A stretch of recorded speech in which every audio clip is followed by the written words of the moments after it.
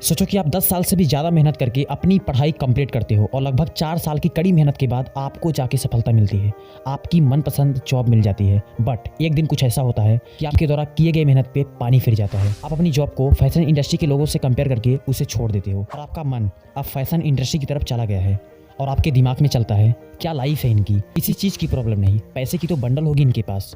But अगर मैं कहूँ कि ये पूरा का पूरा एक झूठ है तो शायद ही ये बात किसी को मालूम होगी कि फैशन इंडस्ट्री की चमक धमक वाली दुनिया के पीछे एक काला सच भी है। आज के टाइम पर लड़का हो या फिर लड़की, हर कोई अपना कदम फैशन इंडस्ट्री की तरफ रखना चाहता है। यहाँ तक कि कई सारी बच्चियाँ अपने आप को 15 ईयर्स का बताकर वो भी मॉडलिंग करती हैं, एक माइंडसेट लेकर कि लाइफ इनकी कितनी गजब है, पैसे की तो प्रॉब्लम ही नहीं है, जो भी खाना हो जो भी पहनना हो बिना प्राइस देखे उसे तुरंत ही बाय कर लेना। बट ये कम्प्लीटली मिथ है, क्योंकि जिन्हें आप समझते हो कि ये लाखों रुपए मंथली कमाते होंगे, एक टॉप मॉडल्स को छोड़कर एक एवरेज मॉडल की मंथली इनकम 30,000 से भी कम है। क्यों, आखिर इनकी सैलरी इतनी कम क्यों है? क्या फैशन इंडस्ट्री में कुछ ऐसा है जो हम सबसे छुपाया जाता है? वैसे तो इन मॉडल्स की इनकम लाखों में होती है, बट इनके रूम्स का किराया, इनके सूट बूट का प्राइस, सब कुछ काट के इन्हें सैलरी दिया जाता है। एंड वेल, इनका कहना तो ये भी है कि जिन जिन जगहों पर इन्हें घुमाया जाता है उसका प्राइस, जिन भी फूड को ये ऑर्डर करके खाती हैं उसका भी प्राइस का एक रुपया इनसे चार्ज किया जाता है। और फिर मंथली इन्हें 25,000 से लेकर 30,000 के अराउंड सैलरी पे किया जाता है। एंड इसी के चलते फैशन ब्रांड का ग्रोथ सबसे ज़्यादा हाई है।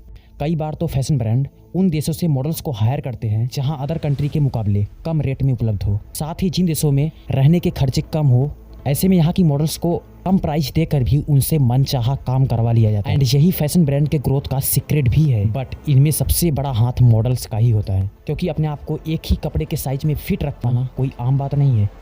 देखो, फैशन इंडस्ट्री का एक सिंपल सा रूल है, अगर मॉडल्स कपड़े में फिट हुई तो ठीक, वरना दूसरी मॉडल से उन्हें रिप्लेस कर दिया जाता है।